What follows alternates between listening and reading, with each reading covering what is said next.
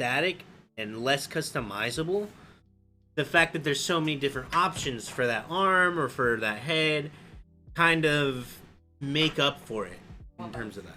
I know. You what? I want both. Yeah. I don't know, man. You got both in fantasy, and building those models sucked. I don't know. Maybe that was just an experience. I didn't like building the fantasy models. I didn't like building them either. They were. Well, they had so many small pieces that I was like, okay, now you got to glue on the arrow. What is it? The quiver. The quiver. Thank you. You got to glue on the quiver, but then you got to glue on the sword, and then you got to glue on the hands with the weapon on top of the arm. The arm has to be glued onto the torso. It was just so much. God. I think my biggest gripe with fantasy, I love fantasy. I love my Tomb Kings, and I'm still sad that they're not in Age of Sigmar. But my biggest gripe was that whenever you built them, you had to build them in a way where you could rank and file them. Oh, yeah, and if you fuck it up, then you're knocking models over every time you move something. Or they just wouldn't fit together. And that got really annoying. It became tedious. Yeah. It didn't matter what army you were playing. You're pretty much playing like a horde army. It was just like, gotta move so many models. And if you didn't have a tray holder. But if you had a tray holder... Oh, yeah, a tray holder's fine. Yeah, but if you didn't, you're right. Like, oh my god, dude, just... I hope they address that when they come out with the new fantasy. What do you think? You think it's going to be 28mm? Do you think they're going to do like an epic scale with it? I don't think they'll do... I would love it if they did an epic scale. I would love if they did epic scale of that, or 40K, or anything. Even Lord of the Rings. I would be more interested in playing Lord of the Rings if it was like all on epic scale. Really? Yes. What? Why? Because it's just... No one asked you. No one asked you, girl. I see what you're saying. You're right. Big epic battles in the Lord of the Rings. She's right. But I like the idea of having massive epic battles. I do too. Just like 40K can be really big epic battle, but in an epic scale, you can really bring that grandiose. You can be like, oh, I'm gonna bring a Titan, and that model's like that big. Yeah, it's not out of place. You know, you can play what is the equivalent of like a 10,000 point game in an epic scale. But and then it also doesn't have the same rules, bloat and slow down. That you know, if you want to play 10,000 points of 40K 28mm, it's like that's a weekend thing. Dude, at least I'm not doing that. Yeah. Dude, I'll be so burnt out of Warhammer. I'm like, all right, I'm good for half the year. I know. I did one Apocalypse game thing, and this was maybe when I was like 19 or 20, back in the day. And this had to have been 5th or 6th edition. Yeah. And it was the type of thing where it was like 20 people brought 1,000 points. It was a lock-in, right? It was sort of a free-for-all. Yeah, it was a lock-in. But it took all night. It was like well over 13 hours. And I remember never wanting to do that again. Dude, that's too long. It was just too long. It's too long, my guy. Yeah. Can't do that. Although, I'll say this. I haven't played Apocalypse with the new Apocalypse. It looks good. Rule. It looks good. But it seemed like it's more cohesive, and it seems like it's a lot better. They sped it up. So they did a thing where basically, if I'm remembering there, you what was it? There's some alternating activation to it, but so what they do is they get massive bases, right? Because they sold them for outrageous prices, right? They were like $40, and you could put 5 guys on them. Oh yeah, those. You could just move those. The other thing is that you instead of moving like my turn, your turn, you do detachment by detachment. So I would move a detachment, then you'd move a detachment, then I would. And then you do all your shooting and saving, and then you put what are called blast markers next to it. Mm-hmm. And then after everybody's done their movement, their psychic, their shooting, their close combat, you then remove everything at the end of the turn. Oh, I wish they did that now. in regular See, 40K? I don't know. I don't know about that. No? I don't know. I don't know how I feel about that. But that gets into an interesting question. Time Guy's asking, thoughts on the Arcs of Omen, and what would you like to see in 10th Edition Crusade? We talked about Arcs of Omen a little bit earlier, and honestly, we're pretty excited about it. We're going to be working that into our next Crusade. I think the new detachment is a great idea. As their Warcom article says, it allows for like more fluffy lists. It also allows for like newer list combination, so it'll definitely spice up the meta. Not to say that we're like meta players or meta chasers, but it's nice to keep track of it, see like what's going on. Definitely makes reading shit online fun again.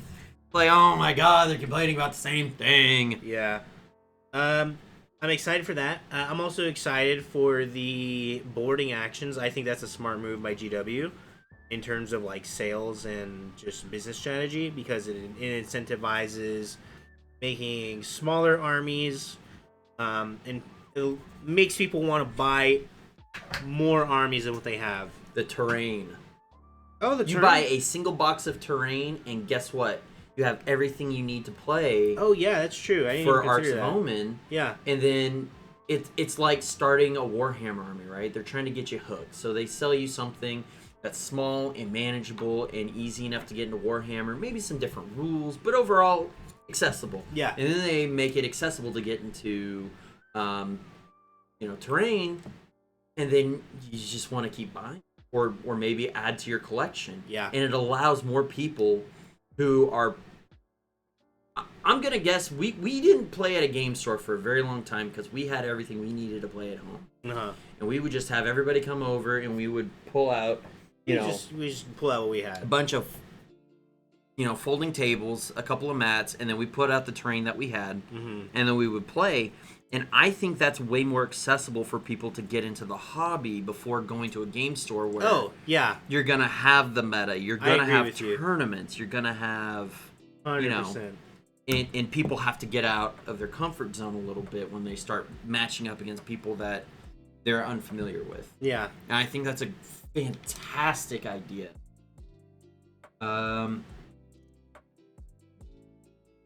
Splitting 210 between friends is easy peasy. Then your friends get their own armies. GGGW. Exactly. Yeah. That's exactly it. 210 for the train. Exactly. It's perfect. It's, and then you can take that and you can just put it into any other game you play. It's just walls at that point, or broken structures. Yeah, it's D&D perfect. or something. The one of the truest sayings is that wargamers simultaneously hate the meta but hate change too. And I'm guilty of that. I saw the detachments list and I'm like, I don't think that's it, fam. Really? Yeah. Are you talking about the Arcs of Omen detachment or the boarding action detachment? Arcs of Omen detachment, where it's like pretty much just bring whatever you want. Yeah. Within really almost no limit. Yeah, I was like that's to me it feels like open play at that point. But at the same time, I understand that detachments can be very limiting and very finicky. Oh yeah. So I think there's something that can be done in between, because we've seen them have issues where, because of detachments in 8th edition, you had army soup, which if you don't know what army soup is, it's basically mixing so many different fragments of different armies to make a list. So, you'd have your chaos with your chaos demons, and then you'd also have your chaos titans in there. And it's just one big soup. And you could make really, really, really busted lists that way. And that's outside of Crusade. That's just gameplay in general. Mm-hmm. But then in 9th edition, they really limited soup, which I think the game is better for. Mm-hmm. You can still bring detachments if you so choose. But like multiple detachments. Yeah. Yeah. But there's so many different detachment types that, if you're a new player, it's just another thing to learn. That was another thing I was gonna say. It's like it's so easy to just make a list. You're gonna spend very little time on like understanding detachments. It's a good thing because there's already so many rules before you even start the game. You want to get people to jump in. You want to get people having fun quicker. And the quicker they're having fun, the more they're going to buy from you. And so, yeah, I don't think that's... I don't think... For what it's worth, I don't think that's Games Workshop making a mistake. I'm not saying that. I'm just saying that I think that when we go into 10th, there needs to be a medium between the... Or go back to the original, you know... the OG is called a Force Organization Chart, FOC. And basically it was, you can bring... You must always bring 1 HQ, 2 troop. And then you can bring up to a total of 6 troop, 3 elite, 3 heavy, 3 fast. Am I forgetting anything else? It's just 3 of each squad. Basically 3 of everything else. And it made it really cut and dry and very simple. Some armies really benefit from having more or less of things. I don't see that really being a thing in 9th edition. I think if they just got rid of the CP costs, it would all be fine. The problem with people bringing like Vanguard detachments or Spearhead detachments is they got to pay the CP cost, as opposed to like Patrol detachment or Battalion, where if your Warlord's in there, if your Warlord, you get it refunded. Yeah. Whereas in like Vanguard or Spearhead, even if your Warlord is part of that detachment, you don't get refunded. So I think if they just made refunds for it, I think it would solve that problem. I don't know.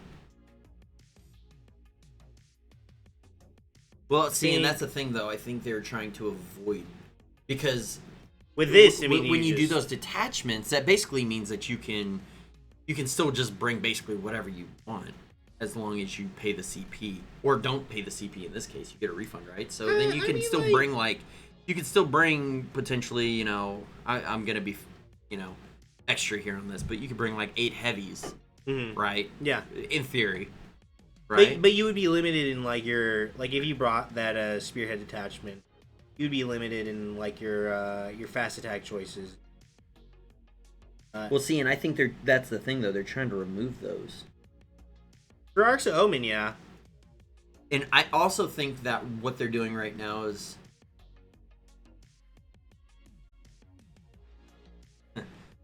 I think in GW fashion, again, I think they're throwing shit at the wall.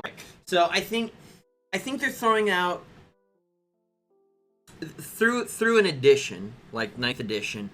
They constantly throw out new types of rules into codexes to see how it works, how it ends up functioning in practice. There was, for example, a stratagem that the Votan have, and I'm like, I've never seen an army who has something like that. And I was like, that would be a really cool, like, they have stratagems that are like reactions in Horus Heresy. Oh, Let me okay. put it that way. Yeah. It's like if someone decides to shoot at you, you have to use this in the shooting phase, but it's for It's like this is just a cool mechanic. phase. It's just a cool mechanic that should just be part of the game rather than exclusive. It feels like that. And I'm like, I think this is going to end up becoming some kind of reactionary system in 10th edition. And we've talked about it at length. We've always wish listed for, you know, 10th edition and what we want to see. And I personally think that Warhammer would do better with limited stratagems. We've talked about this. And I have thoughts. And a reactionary system like Horus Heresy, where armies will get specific reactionary abilities, and not like stratagems. You're not getting 30 of them. There's like 6 main ones everyone can use, and you get 2 based on the army you play. That's it. That's the end of it, because I think Warhammer needs to move to a more reactionary system instead of your opponent goes for the next 30 minutes and I sit there waiting for 30 minutes, waiting to do anything. I personally, I don't hate Warhammer for it. That is just something that I feel has become outdated, and with the amount of rules bloat, it's really bogged down games. I want to participate more in my turn. Yeah. So give me something that I can do. I think stratagems. I think based on the size of the game, you should be allowed to bring a number of your factions stratagems. The core ones should just all be always a given. But like, let's say you're doing a patrol, right? You should be allowed to choose like 6 stratagems or something like that from your rulebook, and those are the stratagems you're using for the game. That because a lot of times when you're playing a new army, and it's too much. You have no you don't know what you're not gonna know all the rules. It's too much. Yeah, I can't bring, dude. Being an experienced player, okay. Being an experienced player, like, I can't imagine for you when you go back to playing Eldar, because that's what you're working on. You're gonna have to learn so many new stratagems after playing AdMech for the last 3 or 4 years. Yeah, you know that's gonna be a lot. It is, and for someone like me who's an army jumping horror, I'm jumping armies. I don't remember. I played Tau for our crusade for 4 or 5 months, and those stratagems are just already gone. I'm like, I have a vague remembrance of like things they could do. I'm kind of the same way with AdMech, but there's like a solid like 5 or 6. I'm like, I'm always using these, so I don't think I could forget these because it's like, oh, these are the main ones. Which again, I think like should be how it is. Not like there's only 5 or 6 effective ones, but like whenever you're playing, it should be like, oh, you're playing an incursion, bring 8 stratagems. That's all you can bring. It's like CP, right? So you only get so many depending on the size of the game you're playing. Yeah. You're playing a 50 power level game, you get 4 stratagems. You're playing a 75 power level game, you get 6 stratagems. And this is actually something that we've discussed for our next crusade in doing, because 1, it bogs everybody down, but 2, it would be another what's the resource that you use? It's the army requisition. Oh, RP, requisition RP, points. Yeah. So you'd use requisition points to add more stratagems to your army. Yeah, because we kind of found that no one was really using requisition points. It hit a wall for sure. You know, you get certain things, but I also think it's partially to do with bookkeeping. That too. Like, until you get down bookkeeping, you know, it can be more of a slog to bookkeep this than something like D&D, and D&D's all bookkeeping. Actually, yeah, you're right. Yeah, we're gonna need to come up with an effective method of doing that. They need to have like a flow chart or something, you know. Yeah. Easy to follow, easy to do, and something that's a little bit more effective. You know, one of the things that we noticed in Crusade that I hope that maybe they change in 10th a little bit is for us, half the fun was actually when our units actually got some kind of drawback, right? So they'd get like, oh, they have to charge every time an enemy gets within 12 inches of them. That was on one of my broadsides. That sucks. So funny. And narratively, it's interesting because he's like panicking. Oh, he's yeah. Like, oh shit, I gotta get in there, man. Shooting's out the door, man. It's all fisticuffs. And it's like it's really not. Mm-hmm. But for me, it gives my models and minis and my army character for a crusade, which is kind of the point of playing, anyways. And so, in the Pariah Nexus book, I think they did a really good job with those drawbacks being flavorful and interesting. Whereas the ones that are just in the rule book are kind of generic. They're generic, and strictly negative. I think I forgot what the title of the book, but it's the one where you're either you choose 2 paths, and one is basically down the path of a corrupted machine spirit or down the path of like a corrupted psyker. Mm-hmm. Amidst the ashes. That supposedly is where the best crusade missions in terms of like flavor and fun and all that. Really? Mm-hmm. That's the one I'm saying I think we should give a shot. We should use. Yeah. I think Pariah Nexus probably, though, unfortunately as it may be, was probably the best Crusade book that they had put out if you have more than just like very specific faction. Oh, I agree. I think you can play this even if you have, non-chaos and non-Imperium factions. Yeah. The problem that we saw with a lot of the books was that they were so heavily flavored for like very specific factions that it was like, okay, cool. So where does my belief in the God Emperor as a Tyranid matter?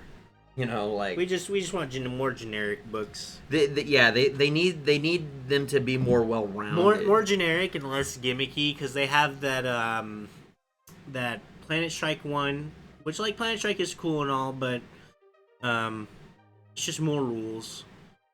I think it wouldn't be bad if the rules overall, Warhammer in general, just wasn't such. Yeah, to remember everything. That too. And they need to start putting reference sheets in everything that they do. They need to. Yeah, they do. They need to. Yeah, actually, a reference sheet for like all the Crusades books would be good. Kind of like how they do with the rulebook. Yeah. Great idea. Like that it's a must. It has to happen. If you're gonna play this game, which we all agree is going to have a certain level of complexity because you're playing a war game, you need to have that that verisimilitude. Verisimilitude, yeah. Yeah, you gotta have that verisimilitude to make it feel like a war game, right? Mm-hmm. But at the same time, it has to have a certain level of, I don't want to say streamline because that paints an image of it being too simple and everybody's the same. But there has to be a certain amount of expectation of what you're getting into when you play a game. And every time I have to look up a rule, it slows the game down. Yeah. That it does. And that sucks. And it pulls you out of the fun in the game, which is already a problem when you're having to wait 30 minutes for your opponent to finish. Mm-hmm. So I think when it comes to these rules in 10th edition, my biggest hopes are that they do that. I think those are the most likely things that they will do. That's not even me wish listing. That's like, GW, you gotta do this. It's like, you gotta do this, man. This has to happen. This point.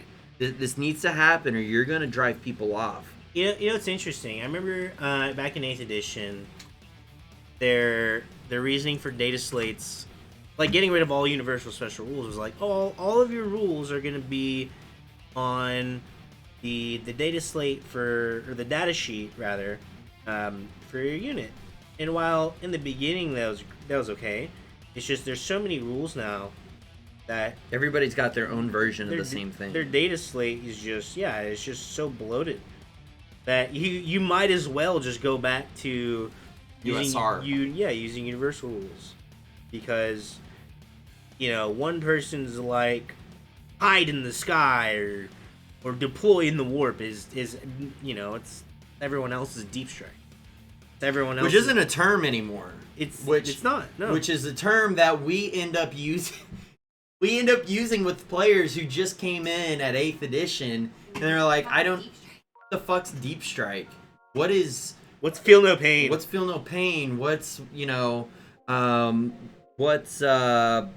know. What are some other terms we use? Things that still come up that are basically those rules without being those rules. Yeah. And they might as well just go back to them. And I personally think they can still do the thing where it's like, oh, your unit does the same thing, just a little different.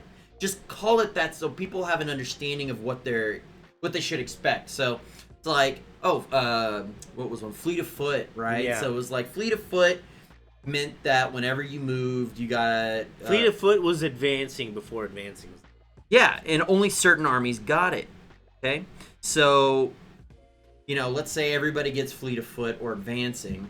Eldar get a specialized version of that where it says Fleet of Foot Eldar, bracket Eldar, and it says something like, Eldar can add +1 to whatever their dice roll is. Mm-hmm. It's still Fleet of Foot. I still understand that Eldar have Fleet of Foot. But plus this. But they're also special because they're Eldar. Slow but steady was another one where big units or slow units, things that were cumbersome like Death Guard. Death Guard had Was it. that slow but steady? Slow but steady meant that you had to roll to move, but it didn't affect your shooting. Yeah. I can't believe I fucking remember that. Yeah. That would be a great rule for Votan, right? Mm-hmm. But instead, I have you can't advance. You just add 3 inches to your movement and shoot like normal. Mm-hmm. Instead of having Hunter as a type of weapon. What does Hunter mean? For the longest time, I had no idea what Hunter meant. I think it just means just basic, generic. I don't know. Because it seemed like it was something like, oh, okay, but it just means that you can move and shoot, and that's it. Like you're not rapid fire. For slow and steady? No, Hunter one. Hunter just means that you can move and shoot as long as you didn't run. Yeah, it's like rapid fire weapons without the rapid fire bonus. Yeah, exactly. Heading to work now. Great stream. Thank you for answering the questions. Look forward to more videos. I'll catch y'all later. Have a great daytime. Thanks for stopping by, dude. Thanks for hanging out, stopping by, asking questions. Good luck with your new boss. And this should be up on YouTube, if not today, in a couple days. So if there's anything you miss, you can always catch up on it later. Yeah, Universal Special Rules, as much as I hated them, they just got to come back. And they can make as many of them as they want. I just need to be able to know I need the titles. Give me the titles. Fleet of Foot, Fleet of Claw, Fleet of whatever. Fleet of whatever, man. Fleet of whatever. Put it in the book so I can look up. Oh, hey, a lot of Eldar units. I know I'm using Eldar because you're using them, you're building them, but it's like a lot of Eldar units have Fleet of Foot that's just a little modified. Cool. Whoa, what is basic Fleet of Foot? Oh, they're a lot faster. They roll to move extra distances.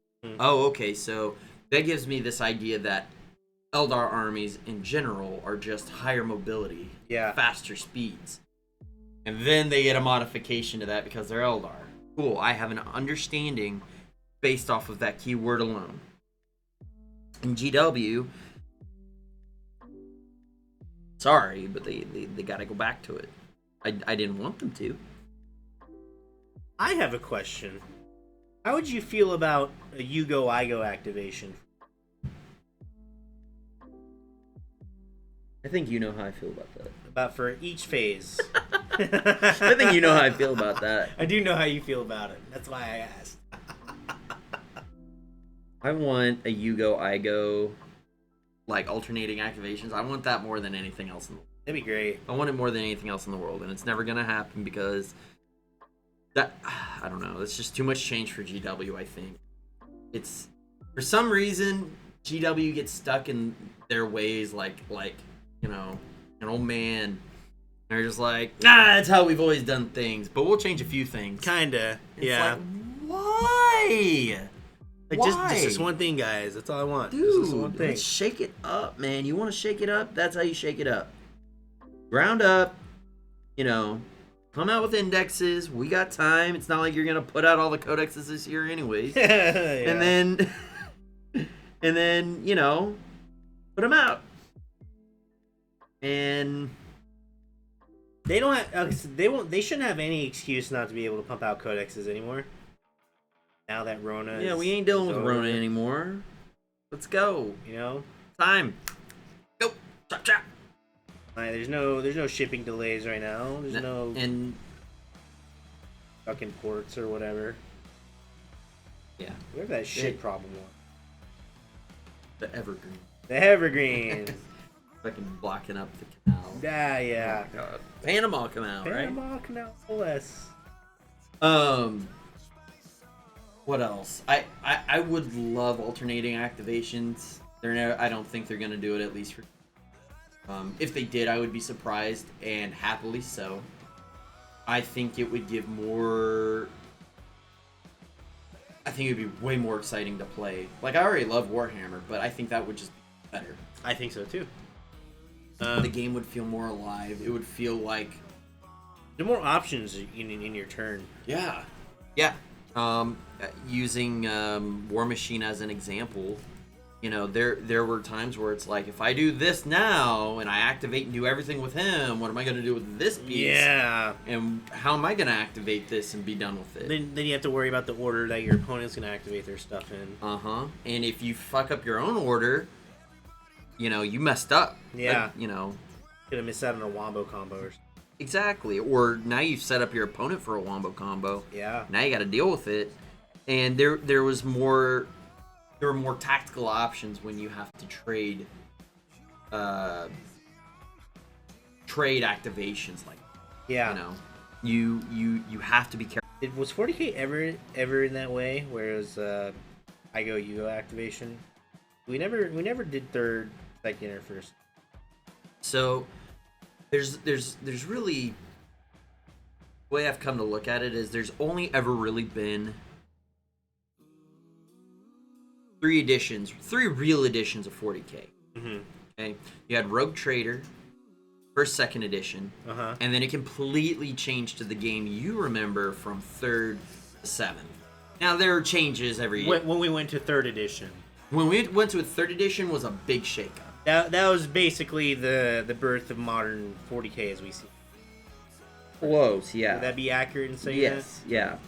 So back then they would use like D8s, D10s, D20s, wow. It was nuts. Wow. I wonder what made them go through such a radical change. Well, I think it's kind of like what we're saying, you know, simplification. You know, back then you actually had to count when you wanted to move a vehicle or pivot a vehicle, you had to reverse a vehicle and then move a vehicle. Oh, that's silly. So you know, you're facing this way, yeah, and you want your Land Raider to face this way, you had to go, that's 3 inches, that's 3 inches. Oh. That's my 6-inch movement. Oh, yeah. No. And I'm glad that's not that's not how specific I ever wanted to make Warhammer. Yeah. You know, that's not the tactical verisimilitude that I'm talking about here. Yeah. That's just a pain in the ass, and I think they realized that. Then pretty much you had everything that was 3rd edition to 7th edition with minor changes, rules bloat here and there, give and take, make close combat more effective, make shooting more effective, make cover more effective, fucking throw it all out, add it all back in. 8th edition. They're like, all right, we don't know what we're doing anymore. Let's make 8th edition. They made 8th edition, and it was a shake-up to how the game was played. Stratagems, brand new. Bing, what else? CP, brand new.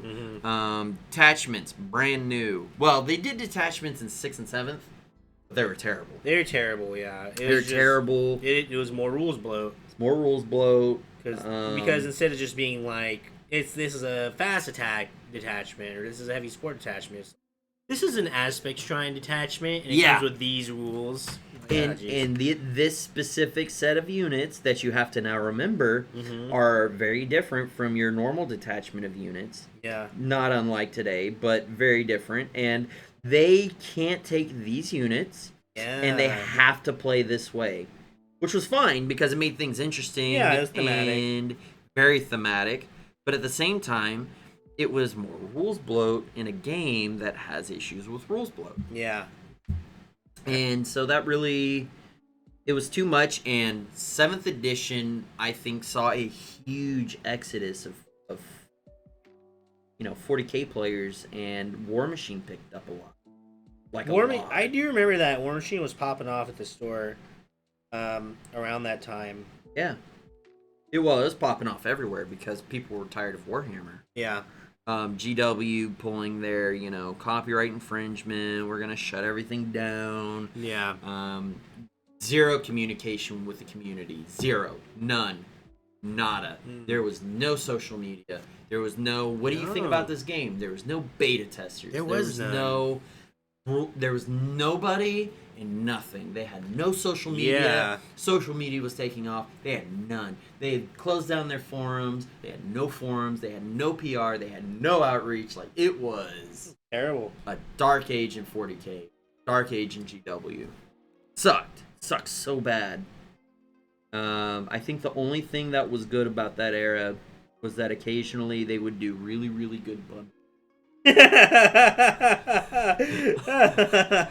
They true. do Apocalypse bundle deals. They're like, yo, get into Apocalypse. I'm like, fuck that, but I'll play it for 40K. You get like 6 Basilisks and then like 2 Chimeras for like $150. Like, damn, okay. Jeez, all right, G-Dubs, take my money, I guess. So Yeah, that was crazy. That was so crazy. Yeah, I think that was probably the highlight of that edition. Those editions. Yeah.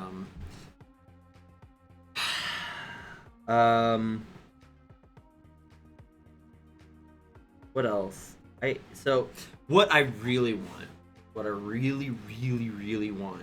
Uh-huh. What I really want. What I really, really want. You really want? Tell you what I want. Is that I want Warhammer. This is wish listing. This isn't what I think they're gonna do. Yeah. This isn't what I'm like, you have to do this or your game's gonna fucking fall apart with the bloat. Yeah. I want them to move to like a D10. I want them to move on. I want them to move to a D10 system. I think a D10 would it add more granularity with like each faction's identity. Yep. Everybody's shooting like a guardsman. Are you kidding me? Everything shoots at a ballistic skill 4. Really? What's the difference between my Tau and your guardsman? My Tau are supposed to be super advanced aliens. Yeah, I think I'm in that camp. I'm ready to go to the D10s. Their excuse used to be like, everybody's got D6s laying around their house. They got them in, they got them in other board games and stuff. It's like, dude, this is a golden age of gaming. It is. Everybody's got dice. Everybody's got a variation. Almost everybody has touched, seen, or played D&D. Everybody's used to get to dice now. But now everyone's Move got to on to roll them. like 60 D10s at you. Ready for 60 D10s? Yeah, what the fuck's the difference? Fuck yeah, I'm ready, let's go. I'm ready to smoke that shit. I'm done. I'm done with D6. Let's move on to D10. Okay? Mm-hmm. So, for example, if you're good at shooting, but you're not a Marine, Yeah. you shoot on 4s. If you're a Marine, you shoot on 3s. Uh-huh. If you're Tau, you could shoot on 3s, but, still hit on whatever's applicable now. Yeah. There's a point of difference that can make your army feel one step better than this, but not as good as this. Mm-hmm. Are they shooting like Custodes? No, and they shouldn't be. Are they shooting like Marines? Sure, they're hyper advanced aliens with great targeting systems. Are their guns powerful? Of course they are. Great, so it makes them feel good. But they shouldn't be shooting like a goddamn guardsman. Why are they shooting like a guardsman? They shouldn't be shooting like a guardsman. Guardsmen aren't hyper advanced, soldier to soldier. Mm-hmm. Their systems, their systemic ability is powerful, yes, but Yeah. a guardsman is not running around with their head enclosed with a heads-up display. No, they're not. You're right. Not, Yeah, D10 would be really nice. I think what is the current Marines have a 66% chance of success. So you have to translate that to a D10, which means they're hitting on 6-ups or 7-ups. One of those. Mm-hmm. So Tower hitting on 6s, Marines are on 7s, Guards are on 5s. There you go. There you go. It's already feeling better. GW will take our check now. I will, you can deposit it if you need to, or I can send you my PayPal. Yeah, send them. Just, make sure to make that out to Q for Crusade. I think I want people to know who I am. I think a D10 would be great. I think that's the way they need to go. Now your tanks can feel like tanks again. True. Although I'll say this, I don't miss the armor system. I know. I'm gonna say, Do you miss it? Is this where we differ?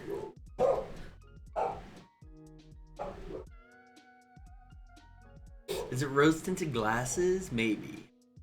Cause you get shaken and now your tank can't do anything for that entire turn. Yeah, that always felt bad. And I don't want feels bad moments. So No. I'll say this. I think I missed certain principles, Uh-huh. but I don't want it back. No. I think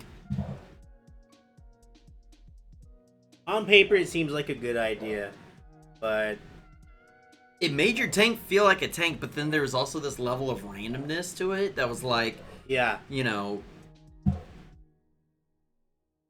it led to a lot of feels bad moments. like, oh, cool, you lost your main gun on there, you know. I don't know. You could I lose guess your I main don't. gun. You remember you could be stunned and now you're not moving. you're not moving, or you Um, could only move half speed. There was some other bullshit. You could honestly just get a lucky shot and pop a tank. Yeah, you could. You'd be like, That sucks. That's a feels bad that moment. sucks. Well, but on the flip side, you couldn't just pop a tank with, you couldn't do that with a pistol. You had to have a high strength. Remember? Not necessarily. Let's say I'm shooting your back armor. Back armor was generally 10 back then. Yeah. And I'm Man, we strength talking 4. some old hammer, y'all. I'm strength 4, so I need 6s. I hit, and then I need 6s to glance, right? I get a 6, I glance on you. Well, you can still destroy on a glancing, so long as you're not like. I thought they changed it so we're like if you, because there's the glancing and the penetrating. Yeah. And on the glancing chart, if you rolled a 6, I thought it was you just destroyed a weapon. I remember if you got double immobilized, it was dead. If you destroyed all the weapons on it, I think it became immobilized, and then it was dead. You used to be able to glance and destroy.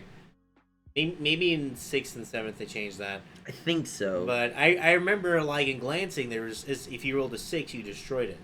It just didn't explode. Really? Yeah. I don't. Damn, I wonder if I still got my old rulebook somewhere. I think I do. I need to look. I need to see. Feels bad moments. Yeah. Yeah. Yeah. Then there was rules like Lance. Whereas, like, if you're armor 12 yeah. or above, no, you just count as armor 12. Yep. What was the one Necrons had? It was like I think it was living metal. I think that was what it was called at the time. it was like whatever your strength was, cut it in half. I think it was that, and they had like just strength 14 armor, or just 14 armor. In a time where it was like, really, dude? Like, what am I supposed to do against that? Like strength 8 was like the highest. The strength 8 was the highest in the land at the time. You were the dickhead metagamer if you brought 3 monoliths back in the day. Yeah. It was like, just give up. You know what You everyone's lost. strategy was for the monolith?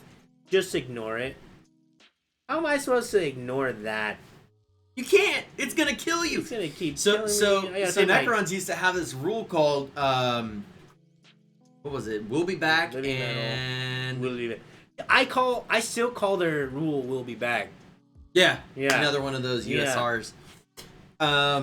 Korvinsky, what's up, Orman?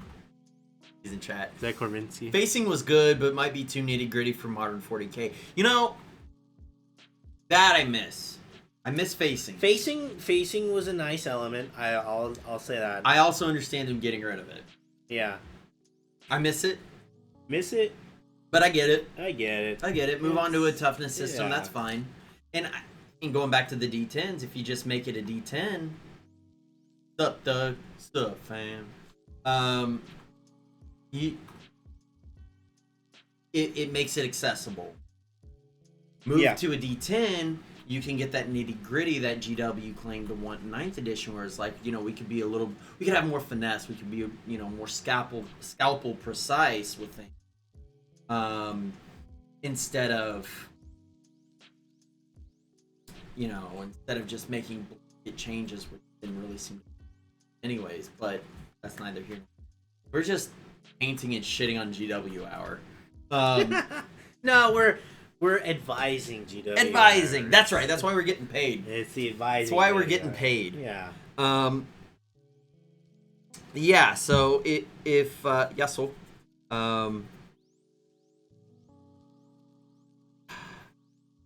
I do miss armor facing because it made you had to make.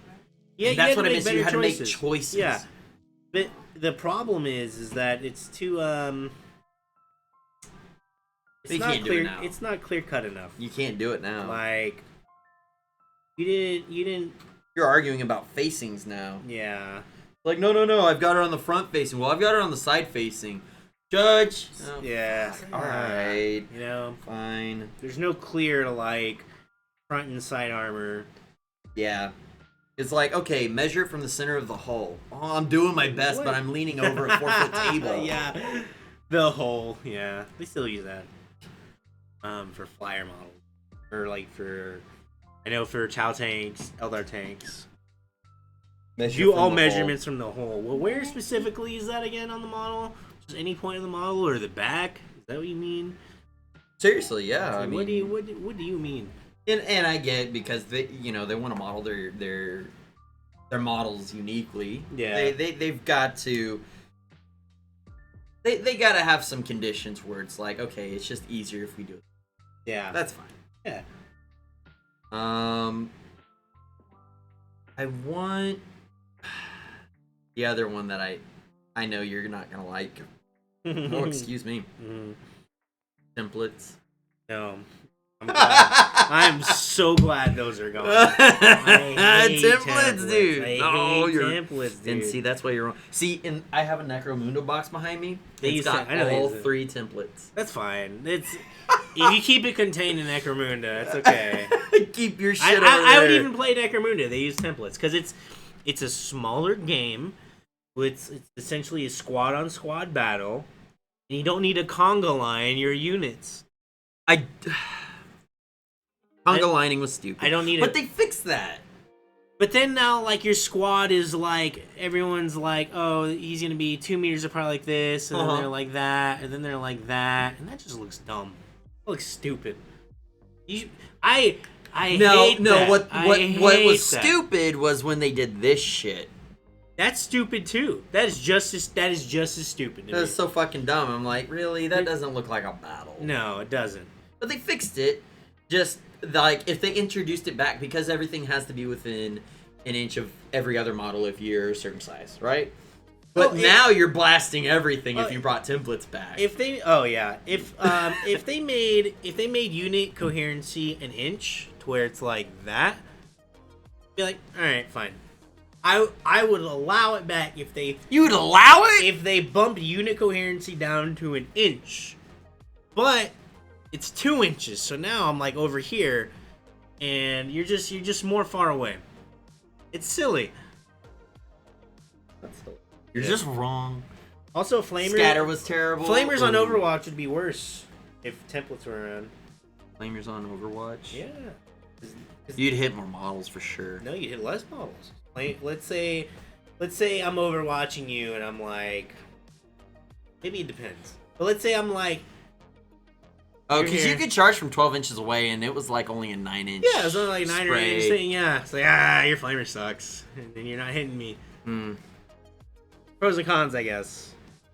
But yeah, don't bring templates back. I agree with this one though. Scatter fucking sucked. I hate Scatter sucked. Scatter was stupid. They tried. The fact that I don't think Deep Strike should have ever scattered.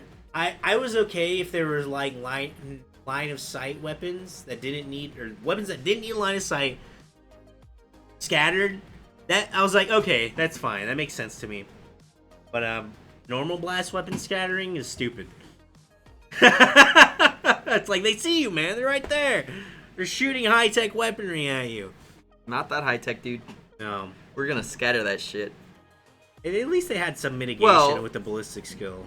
But you're also not talking about scattering for Deep Strike. Deep Strike basically that was coming the in worst. off the board where your units can basically. Deep Strike in 8th and 9th edition is basically show up within 9 inches of a unit, don't get closer. Okay, That's it. That's Deep Strike. And Oh my god, you didn't have to be. You could be like up in their face. you could be up in the face. You could land on them. It's just. But if you landed on them, your guys die. If you landed within an inch of them, they died. Yeah. I forgot about that. Yeah. Wow. That's a fucking callback. That is a callback. And But you couldn't charge afterwards, you deep strike. certain units could. I'm But sure most there were could not. Yeah, most I like think the flavors baked-in, of Terminators. The baked in rule was like you can't charge. You can Can't shoot. charge. You can't charge. You got to deal with where you land. Yeah. Land on terrain, you're dead. Land in difficult terrain, you're dead. Land on an enemy unit, believe it or not, dead. Korvinsky is saying Deep Strike was so cool, but I remember when Someone was they playing played demons. Demons, They had quite a different opinion on it. Their opinion was a little bit different. They're like, dude, playing demons back then sucked ass. Unless we're misremembering. Nah, we're not. We're not. No, we're not. Misremembering No, we're not. that? We're not misremembering shit. No, not misremembering. Deep Strike was a fun gamble. It was a gamble. I'll give you that. Yeah, it was. I'll give you that. That It was a gamble. There was no way to like mitigate Deep Strike either. What would have been cool? It's like you can mitigate Deep Strike by like if they had a movement value at the time. God, things didn't have a movement value back. If you can mitigate Deep Strike by a movement value, like if my Warp Spiders were like movement 8 and I Deep Strike, it's like okay, you can. Up to 8 inches, like you can just cut out. But if it's like more than 8 inches, then they scatter. It's like okay, I think I'd be okay with a system like that. How times have changed, yeah. Deep Strike itself was fun. Okay, Demons suck, yeah. One unit deep striking was fun, Mormon. I would be okay with one thing deep striking if it had that movement stipulation I just mentioned. Otherwise, like, it sucked. It sucked. That's why Sometimes you get lucky and, like, now you're even more in their face. Like, even till today, I still am like, I'm not deep striking shit. Like, it's just been Really? ingrained in me that Really? I'm like, dude, I can't deep strike. Why? No. Because I'll... Oh, wait, no. No, Nothing will happen. Good. And plus, you can charge after. I love deep strike now. The whole Admech army is deep strike. Having to have the fucking scatter die. Oh, shit, I lost my scatter die. Oh. Do you guys have a scatter die? That's just the whole rule you can't play with anymore. We figured out that if you just take the corners of a die, and on the 1 and 6 you made those the targets, and on every other number you put a red dot in the corner. That's where the arrow was pointing. So that's how you'd finagle out of that situation. Dude, deep striking sucks. Yeah. Scatter in general. And the way you had to do it is you deep strike. So they were like, okay, you take one model from your squad and you place it there. Yeah. That's where you're deep striking. Mm-hmm. If that guy landed on difficult terrain or on an enemy unit, the whole unit fucking died. It was gone. I thought it was just you place the models down that can be placed and the other models die. I think if it's the original one, the whole unit dies. Oh, really? Yeah. Oh, God. And then if he makes it, if any other units Those would are the be ones placed that die. around him, those would be the ones that died. Jesus. It's brutal. That is brutal, man. You'd think, like, in the 41st millennium, they would have had their teleporter shit. Nope. But here we are in the 21st. Anyways, here we are now, and I'm like, idiots can't even get teleporting right. Let me show you how to do it, nerd. The PTSD is real. It is, and yeah. That I'm like, man, but if I deep strike, I'll. There were certain armies I just felt punished for deep striking, even though it was their option. Demons, Tau. You could deep strike with your battle suits back then, but then if you get your whole, unit wiped out, that fucking sucks. Mm-hmm. Can't do that. And then, of course, you don't want to be close. You're going to get shot or charged. Yeah. There's some things that are best not brought back to 9th edition. Just stuck. Excuse me. I would rather see Deep Strike come back than templates. But with that stipulation that I said, where it's like, okay, your movement cancels out. Like you can adjust your movement based off. So like let's say adjust your deep strike based off. So let's say I rolled a 9 on the deep strike, right, with a 2d6, and I had an arrow going wherever, but my unit's movement value is 6. Then you could subtract. I subtract 6 from the result, and they move 3. That would be my only solution to that problem. That could be a really fun crusade rule. We're not doing that. No, we're not doing that. Crusade. Why? It could be like no. It could be like, okay, for the next 3 missions. I mean, so would armor facing be a fun crusade rule? I'm not doing that either. Yeah, but you can't, dude. You got to do the fucking math on that. You can't just bring that back. You could bring back deep striking. You could. No. You could. We're not bringing You back could, though. deep striking. You can bring back deep striking. My guys haven't figured out. We're landing 9 inches away from Not today, you. dum dum. You're landing- in a warp storm. We're landing 9 inches away from you. You're in a and warp we're there. storm, and now you have to scatter. Well, I'm deep striking with warp spiders, and they jump from the warp. They And said the it was special fine. rule. They said it was fine. And the special rule is everyone has to deep strike. No. They brought their warp umbrellas. They're okay. They're warp. Sing. They're Mary Poppins, this bitch. I'm Mary Poppins, y'all. No. No. And, No. Your poor soul grinder, right? Like, right? Yeah. Right? Do you know the story how he got that painted? Yeah, the guy's name was Ian, right? Scott. Scott. And he paid him a sandwich to paint it. And he did a really good job. Yeah. And it was like, he bought him a $5 footlong. I'm like, dude. Yeah, he bought him a meal from Subway. That was it. Now, I don't blame Mormon because Scott set the fucking price. Dude, I know. But Scott. Oh, he definitely undervalued himself hardcore. Scott. But I think he finished the Soul Grinder in a day. Something like that. And it looked good. Yeah, like, it looked good. I mean, for what we're paid, it looks great. Yeah.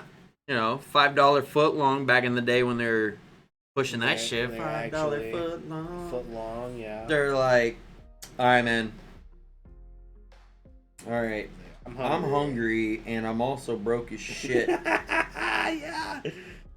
That was a constant problem for him. And then that guy ended up getting a job at Subway anyways. Oh, yeah. Yeah. Dude, I saw him again, like, 3 or 4 years later, and that guy had gotten... What? Either got jacked or he got a terrible tattoo on his arm. Oh, no. Wait, of what? Do you remember there's a Digimon, I think it was like Renamon or something? No, what it was the like? 3rd generation. It was like a golden purple fox looking Digimon. I think so. Actually, I do remember. Well, basically, he got a big tittied furried version of that on his forearm. Why, dude? Why? God, I was like, no! He's working in public! Why? And there's clearly, like, it's there. It's like, there's no mistake. I want to say there was like badge and everything on there. Like, it was like a body pillow, basically, but tattooed on his forearm. Dude. And you can see everything. Dude. I was like... I'm sure there are better options, my guy. Oh, man. Well, whatever makes him happy. No. They say don't kink shame, but sometimes I think people need a shaming. And that guy, he needed a shaming, okay? Sorry, Scott. If you're out there. Rip. Big rip, dude. Big rip on that employment status. Big rip. Did he really? Wait, which game store? Is it in San Antonio? No way. What store was it? I don't believe that at all. No way. What? Black Valors. Didn't last long, believe it or not. Well, wow, it didn't last long. I Wow. never thought. Was it Ooples? No. Stop you. Anyways, this is not to shit on Scott Hour. No. That was just a bad call. Poor guy. Yeah.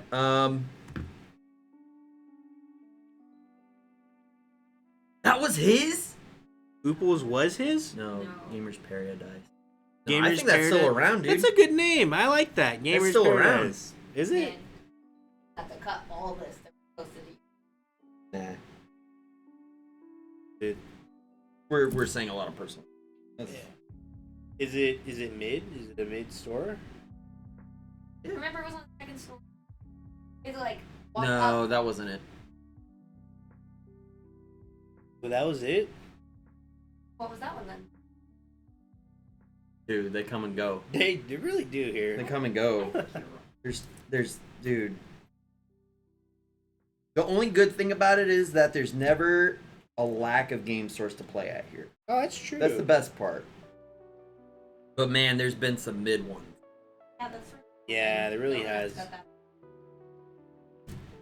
You would think like they would up their game with all this competition here.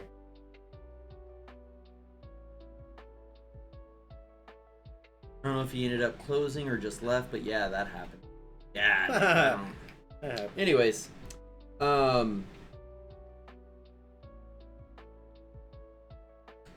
so chat, for anybody who's played or things have changed, what would you bring back or add or change the 40K that, you know, that would make it better for you? What would be the thing you think GW needs to do, and then what would be the other thing that you want them to do, even if it's not something they should do?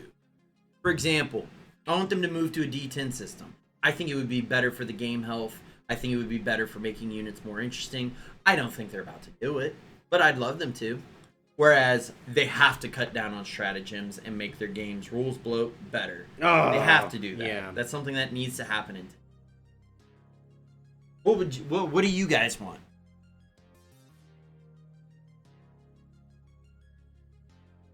Do you remember Magic Bean? I do.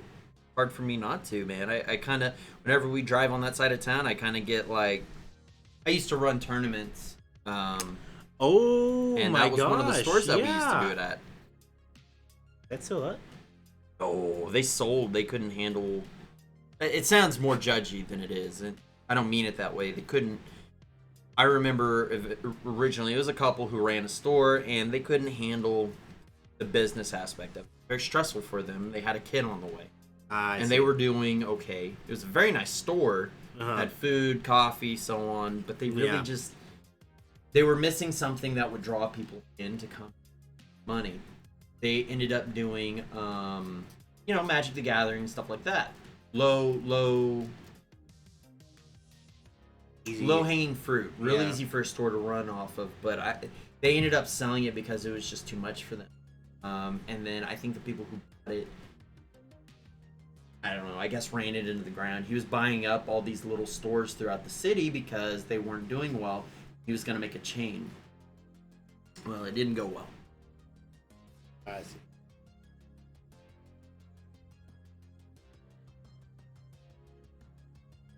see. We need to do a city tour of all the game stores here and rank them. Shit. Hashtag content, am I right? I wanna that one in that mall. Dude, I do want to see that one. Yeah. That'd be cool. We can make a day out of that.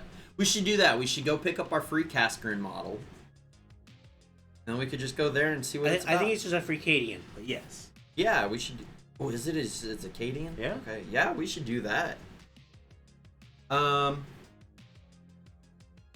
Corbivinci says leadership. I don't know how to fix it, but it needs a rework. I mean, I lost some guys due to leadership last game I played. Against Knights? Against Knights, Well, yeah, because you're losing like 8 guys at a time, but pretty demoralizing. I know it is. As my guys ran off the board. I agree. Leadership, we've talked it ends with this. Leadership needs to change. Leadership needs to affect certain outcomes in the game. For example, I think Horus Heresy has something where if your leadership or your leader warlord dies, something like that, your there's certain reactions in the game. I could totally be there's certain reactions in the game that you get based off your leadership, and you aren't as effective doing them if your leadership drops or sucks or takes a crash. Yeah. And I think, if a unit takes, a certain amount of losses, I remember something that I would like to come pinning. Oh, pinning would be great. Put my snipers back to work, man. Make sniping great again, Sniping great again. I think pinning would be a good reactionary ability. It's something that I experienced in Bolt Action. I've played a demo game or two of it. Is that at Gen Con? One of them was there, yeah. I've watched some. That's battle what reports. we played together, right? Yeah. Okay. And one of the things you can do in there is you can pin people with your guns. Certain guns are specifically good at pinning, like a machine gun, for example. You're laying down a bunch of fire. I'm not moving. I'm staying right here. I'm not getting shot. Mm-hmm. And in that game, you have to take a leadership test to move your full movement. If you don't do it, or you fail, then you can't move. You can still shoot, can't charge. I want to say if you moved, you had to move like half your movement. I think it could also be something that modifies your ballistic skill if you're pinned. It makes, you don't want to poke your head up. You don't want to take pot shots. I think pinning could be something that would be really great. And that was around in the last iteration of Warhammer, but yeah, it just was never utilized. It was a good idea that was never really utilized. And of course, they had a whole bunch of other rules things that they needed to fix as well. So I can understand them not doing that as, their go-to first thing to change or fix. Yeah. I remember Go to Ground was the thing. Where it's basically you're saying Hiroichi, thanks for the follow, my guy. I appreciate it very much. Thanks for hanging out with us. Go to Ground, yes. Go to Ground was you're like, they're gonna die, so I'm just gonna give myself a 6+ cover save and see if I live. So yeah, it was a 6-up invuln, right? So back then it was a cover save, but cover saves were not saves you could get rid of. Basically, that was the save you were taking. You're either taking your armor save or your cover save. And most of the time buildings were like cover save of 4-up. So if you were in a building and someone shot at you, you got a 4 and their gun is like regardless. AP3 and you have like a 3-up save, you take your armor save, which is 6-up, or you can take the cover save, which is 4-up. So obviously everyone took the cover save. And so you go to Ground, you give yourself a 6-up cover save. But you couldn't do anything after. I think maybe you could... Where you had to spend your next turn, if you wanted to move... You had to get up. You had to, quote, get up. Yeah. And then you could still shoot, but it counted as moving. It just Yeah. fucked your whole feng shui. It did, fucked your yeah. whole feng shui up if you did it. Yeah. And the odds of it saving you were like... It was like one of those things you did if, like, oh, these guys are going to die. I have zero choice. I want to try and make them live. But they're not gonna. So I'm going to go to Ground and try to survive. No problem, just killing time at work. Fantastic. Well, I'm glad you're taking the time to hang out with us today and shoot the shit at work while you're killing some time. My scout had a 2+ save and cover back then. Oh, we got an old school veteran with us right now. Yeah. Let me guess, you played what? Eldar? Eldar had 2+ saves and cover. We had Rangers. Ratlings. Ratlings were this. I can't think of anybody else who had snipers that got 2+. Scout. He's saying Scouts, so he probably means Space Marines. Space Marines? Yeah. Did they have a 2+ in cover? The thing is, we didn't... As popular as Space Marines were, our group really didn't have a whole lot of Space Marines. I was thankful for it. Yeah. I mean, not to hate on anybody who plays Space Marines, You see a lot of Space Marines everywhere. It was like, okay. There were plenty of people at the shop who played Space Marines. That's true. But we had and we still do have a fat variety of armies. This next crusade, we'll see how it goes. I think it's going to be leaning towards power armor, but that's okay. That's what this crusade did. Felt like. Well, Well, that's because of Armor of Contempt. That's not because everybody played Marines. Yeah, but like, I mean, it felt like it. It did. It did feel like it. Because we had a Chaos player, Armor of Contempt. We had Marines player, Armor of Contempt. I think. Oh, and then the part-timer Sisters of Battle player, Armor of Contempt. Anyone else do Marines? No. Just Corvinci and Black Valor? Black Valor. Yeah. Black Valor needed it. He was playing Chaos, and that sucked. Oh, yeah. I Well, mean- this was before the new Codex. Yeah. This Yeah. was before, and they'd been waiting all day. There was a 10th Company special rule that snipers can shoot first before the first turn. Damn. Wow. That's silly. Does that... Crazy. I wonder, were they allowed to shoot again in the shooting phase, or was that like they're done, that's it, they're shooting? Well, he's saying before the game started, they got to take a shot. Oh, just a So- free... so the army- just the- a free shooting phase. With rending. With rending? And Wow, I forgot rending. Wow. Mortal wounds, baby. Instant death on a 6. That's a mortal wound before mortal wounds. That is a mortal wound, yeah. Arguably more so, because instant death, you're just gone. Yeah. Yeah. Well, that was also in a time when things didn't have multiple wounds. Oh, true, huh?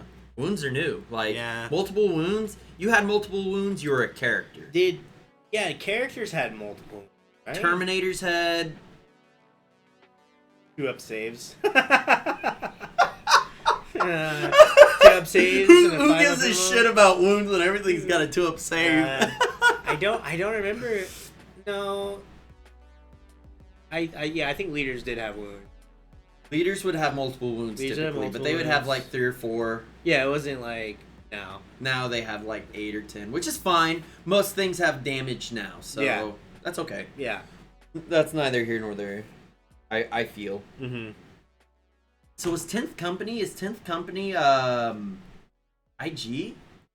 Sounds like IG. Marines. Marines. Marines? Because he was playing scouts. What Yeah. flavor of Marines is that? I'm a dummy. I don't gonna know say- much about Marines. Yeah, our Marine knowledge is... Our Marine friend is not with us right now. And we are severely lacking in Marine knowledge over here. Marine knowledge and rules, because We're like filthy Xenos players. we're like Xenos, baby. Give me some heresy. I would think maybe it's Dark Angels or...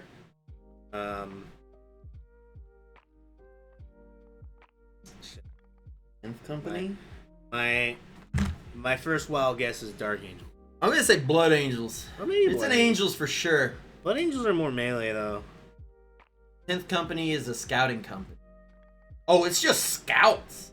But from what are they from a chapter? 10th Company is pure Space Marine scout company. Are they from a specific chapter?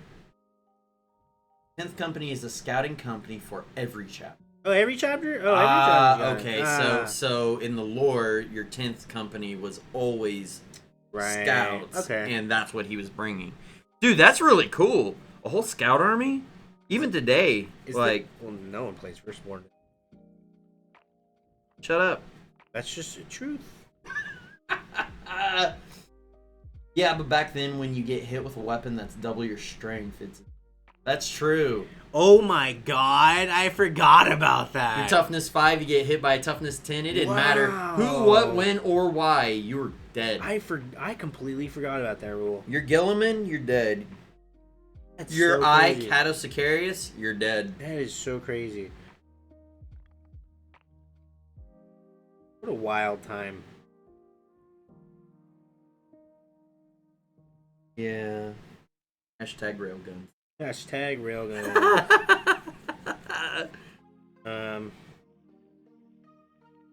Yeah, there's no smite. No smite. Psychic powers were... I mean, they're still there. It's just 7th edition, they became insane. There were like books of psychic powers that you could... They kind of pulled like a Warhammer fantasy thing. the main rulebook had like different disciplines where it's like I'm gonna choose this discipline. for my site. Biomancy. Yeah. Pyromancy. Yeah, that's kind of cool. I mean, now it's just it would be more It'd be more too much. rules It'd blow. be too much. Um, But it is a That's cool cool. idea. That's It's a a cool cool idea, concept. Like, you can either pull from your lore of psychic powers, or you can pull from the rulebook. Yeah. Okay, so on YouTube's chat, let's see. AOC, baby! Camo cloaks. Yes, camo cloaks. AOC, dude, they're removing AOC for everyone. Everybody's losing it, except me. It's built into the fucking codex, baby. Woo! That's true. Dude, it's so good! I'm just glad it's gone for everyone else. That's true. I think it feels good for them. Yeah. And certain people to have it. Yeah. You know, because these guys are supposed to be They're advanced. They're supposed to be stocky, dirty, stocky, yeah. tough, and durable. I could see someone like Death Guard keeping it. I don't know. Death Guard are like, feel no pain, baby, all day. Like, you know, like, oh, that took. Are they? Oh, I don't know why I was thinking like Death Watch? Death Watch, yeah. Like, nah, that'll be alright. But the Death Guard, they're already resilient, so you know. I'm just saying, if someone kept it, they could. They could. They could. Yeah. I'm glad they're not. Yeah. They could. Yeah, that wasn't ultra fun. Didn't instant death kill multi-wound models? Yes, it did, and it was It's happened. I remember. bittersweet. It happened to me a couple times. Yeah.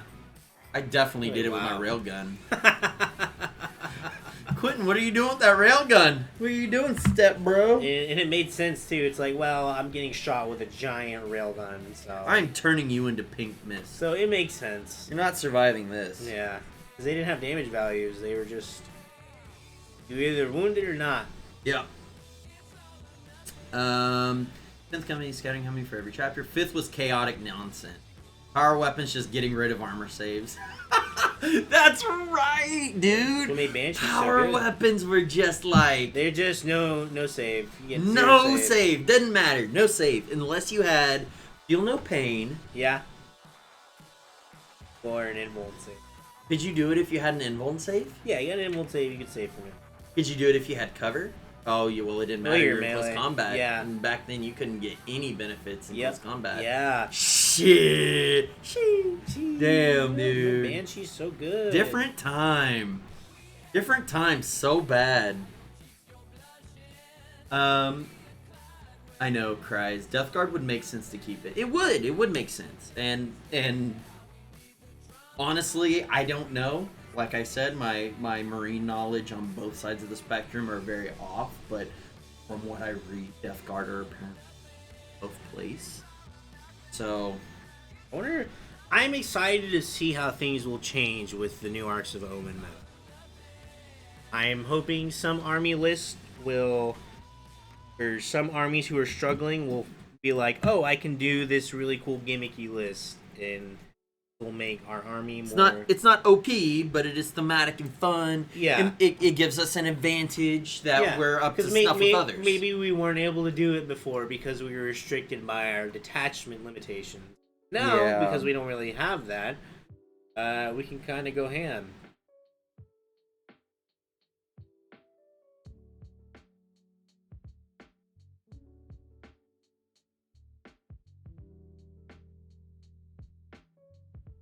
Oh. Death Guard. Let's see. Oh no, I ran Bad War chapter called the Raptors. Raptors back then had a special character called Alias Isodon that just dealt 2d6 wounds to any 3 enemy units before the game began. It's silly. You get up to 12 people dead. Just dead. Before the game even starts. Before the game even starts, you just remove a unit if you roll well. Just bye. I think that was before cover shit. like really hid you. Like nowadays you can like, well no, because it was pure true line of sight back then too. Raptors had +1 to hit and ignore cover. Humble brag, I have over 20k points of painted Imperial Guard Astra Militarum. Dude, you should be proud of that. Yo, you should be proud of that. You should. I would love to see it. You should share it on like my Instagram or my Twitter or something like that. I would love to see that. That is so much. A lot of work. Do you live out of a cardboard box, or like how do you like? Did you take out a loan? Like, what's up? What are you doing? Are you selling drugs, or how did you bankroll 20K in plastic Still got your liver, right? Dude, people who need body parts. What are the thoughts on the new Arcs of Omen detachment rules? We mentioned it a little bit earlier, and I think the consensus was that we like them. We think that it'll add some variety to the game, and I think the biggest thing was that because it makes list building easier, it'll allow new players to just jump into a game a lot easier than they would have before. Because before, or now I should say, you have to learn detachment rules, you gotta learn, oh, I can only bring these units in this attachment. And then with an Arcs of Omen detachment, it's like, okay, you have to bring 3 of at least one type, and then 1 leader, and then you can bring whatever else you want. That's it. You don't really need to explain Vanguard attachments, and admittedly, like, for us people who know the game so well, it's not a hard concept to follow, but when you're explaining all this to someone who's new and foreign to even just tabletop games or wargaming, how the hell am I supposed to get someone into the game and explain this? It's already overwhelming because they got to learn about their codex rules, they got to learn about the core rules, and then their faction rules within their codex. And so it's just nice to see a tone down of the rules book, which I think is the biggest strength that this bringing to Warhammer 40K. Definitely think it'll be a strong driver for bringing people in for 10th, which, of course, rumored to be out next year. And I'm going to say 2 sides of this. I don't like it, but I also don't think GW has a better answer for the detachments. For detachments. I get why they do detachments. I also understand that they want to simplify it, maybe try something new for 10th edition. That's okay too. They want to make it accessible for people. I also understand that. I just think there's something in between saying, bring anything, and here's this complicated mess of how you can build an army. That is where I'm at with it. So, and I'm not a meta player. I don't analyze every single army and say, this is how it changes these. I think I'm like a normal person, says, how does this affect me? Mm-hmm. Mm-hmm. And it doesn't, because I'm going to play how I want to play anyways. I'm going to bring what I think is cool. I'm going to bring what I think is cool and effective. Let's put it that way. Yeah. I don't want to bring a unit that's complete garbage. No one does. But, if I have a unit I'm like, dude, that unit is so cool, and it's okay on the board, I'll bring it. Thunderkin, for example, are apparently seen that way by the community right now. I don't have the same opinion. I see how they could be better, but I don't think they're bad. I'll bring them. I don't remember what the original question was, but yeah. Well, no. How do you feel about the Arcs of Omen rules? Yeah. So detachments, I think they need something in between. I think GW definitely needs to do. I don't know how. I don't know when. I don't know what they're going to do. But they need to. Detachments as a whole are kind of terrible. And they are. They need them to prevent Soup from bringing, I'm playing Chaos, and I'm going to bring one guy and a unit that can buff all my knights. Here's my 1,000 Suns, here's my demons, here's my Chaos Knights attachment. And then it's... I don't know. What people would do is they would bring a unit, and then they would break the rules because they can soup them. Yeah. They would say, okay, this lord that was never meant to buff this unit, well, because I souped them, can now buff that unit. Right. Okay. And it breaks it. Yeah. And it's like that was never meant to be It's like that wasn't the intent. It's just they just so happen to share that chaos keyword or whatever keyword. Exactly. So they made it convoluted this edition and removed soup to some degree. Yeah. Again, I'm for it. Same. I don't want busted one ass, and it makes it harder for them to balance the game too, which GW already got their work cut out for them. Okay, they don't need more balancing problems. More day one or pre-day one if you're Votan, FAQs. They don't need that. So I get it. They're opening it up. That's fine. Let me hop over to the other chat real quick. Almost forgot, back then scouts had dedicated transports called land speeder storms that give an aura for units to scatter 2d6. Land speeders. Yeah. To scatter 2d6 if they hit a 12-inch aura. It stacks with other land speeder storms, so if the enemy drops incorrectly, they deep strike off the board and die. Wow. So if you have a land speeder and you land within 2d6 or land within 12 inches, you had to scatter another 2d6 away from that. Is what I'm getting. That's kind of what it sounded like. So if you could Congo line them, and then they'd either deep strike into a building or something dangerous, or they have the potential of deep striking off the board and then of course being dead. So that would kill demons. Dirty. That would You're kill a dirty demons. Or remember those things called drop pods that people used to use? Never see those. Never see those anymore. You'll never see those again. I love drop pods. They're so cool. They so are cool, cool yeah. models. Oh, you have drop pods? And Quentin built a couple of... Oh yeah, the Mycetic spores. Oh, those, okay. So you get these plastic eggs for I think I've seen some of those Easter. for years, yeah. And then you can just hot glue some paint and stuff like that, put a base on it, boom, Mycetic spore. Mycetic spore, yeah. Before they even had the model. Dude, it was. You had to put them on a CD base anyways. There was a time when there weren't models for units. Oh, I know. What? What a privileged time. As for the Isodon's ability, it's 2d6 each of the 3 selected units. So max roll is 36 wounds? Wow. My guy. Ew. You believe it or not, straight to jail. Dude. Undercooked or overcooked fish, believe it or not, straight to jail. Up until recently, I had over 45k points worth of painted 40k models. Damn. What was your second favorite? My Insta is the same as my Twitch name. I can't wait for Arcs of Omen so I can fully run 9 Lehman Rust tanks and 3 tank commander 2k list. See, that sounds so cool to me.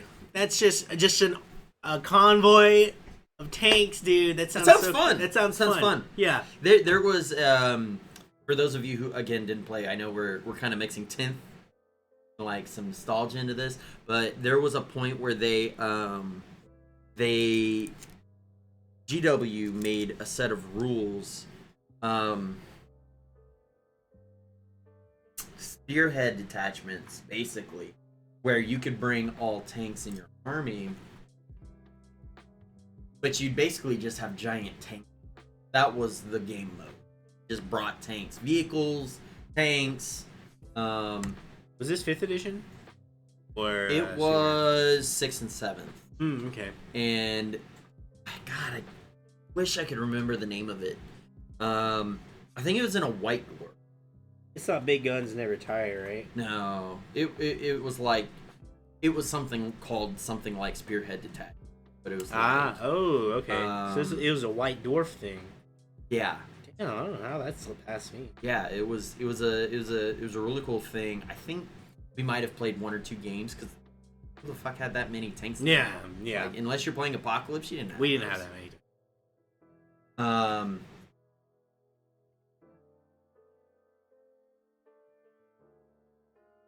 They should just take the whole. They should just take the Warlord rule nullifying the CP cost for the patrol for all detachments. I literally said that earlier. It's like that would just solve all the problems. But I mean, Arc Omen does a good job too. So What are you saying that the drawbacks are for detachments in CP? So if you're bringing a Vanguard detachment or a Spearhead detachment or an Outrider detachment, you got to pay 3 command points to do that. The problem is, even if your Warlord is part of that detachment, you don't get refunded from it. So if I bring a Warlord part of a battalion detachment, this is what I was saying earlier, that you get your command points refunded. Because a battalion, I think it costs like... It's like patrols, battalions... It's either 6 CP or 3 CP.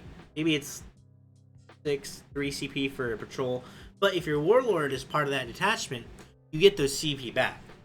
So instead of having to pay CP for that detachment, you're basically if getting your it for Warlord's free. in any other of those other detachments, you don't. You don't. have to pay. You have to pay those CP. I got you. Yeah. See, that's how often I don't take them. I've never taken them. Like those detachments? The special detachment. Yeah. Like, none of the armies that I've played have either had a reason for me to bring them. Yeah. Or like I could fit everything into a normal list anyway, so yeah. why would I? I've wanted to, because I've always wanted, like for Eldar, I'd love to do an aspect host, but they're all elites now, and you need a troop choice for them slots. But Ark's Omen, I can do that now without having to pay the CP. Oh yeah. Okay, I get that. I see. It really opens it up for you to play kind of how you want. Yeah. With minimal restriction, because there's Yeah. still a limit, but There is, but it's not like if you meet that if you end up feeling restricted by Arcs of Omen detachments, you're playing too big a game. why aren't you playing Apocalypse, Like, bro? just go play Apocalypse. What are you doing? I have all my bits out.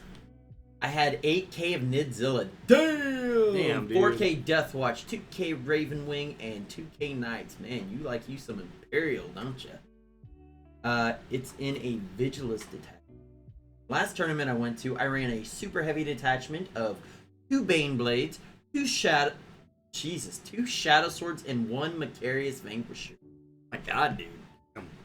Dude, I love Bane Blades. I think those are my favorite GW tanks. They just look cool. Also, I used to play Imperial Guard in Dawn of War, so I'm biased. That was the goal of every game. Get a Bane Blade. If I get a Bane Blade, I win. But I destroyed your base. Yeah, but I won. I get a Bane Blade and I go to town. And then if it gets destroyed, I just surrender. That's it.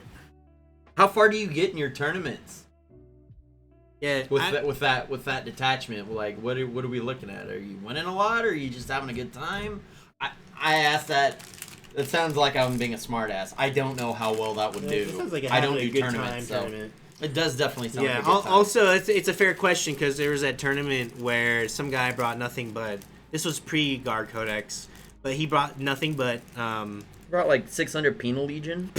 yeah, it was I forgot. Mordian Guard. It's another YouTuber.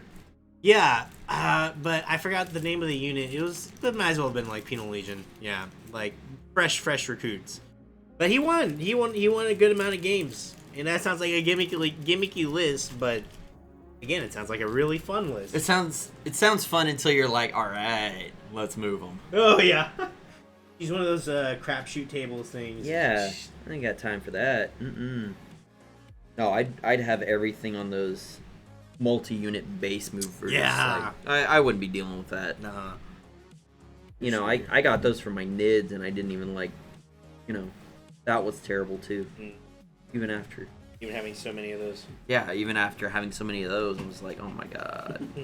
Because then what would happen is, because they're little, they're recessed, so they're a little bit bigger, and then if you